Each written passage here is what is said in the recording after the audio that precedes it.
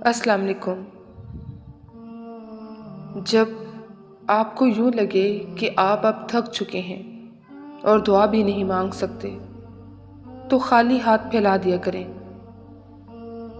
اور آپ کے پھیلے ہوئے ہاتھ اس بات کی گواہی ہوں گے کہ آپ رب کائنات کے محتاج ہیں، اور میرا رب تو خاموشیوں کو بھی جانتا ہے۔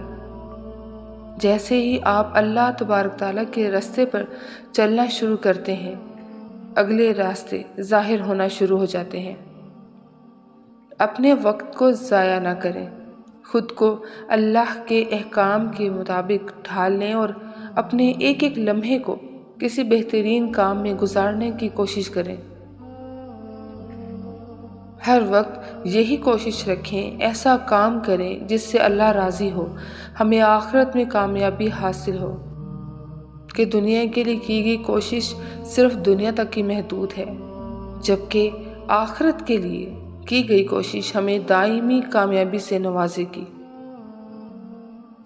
ٹینشن، ڈپریشن، مصیبتیں، اداسیاں، سر درد اور ان کا حل نماز اور قرآن پاک ہے،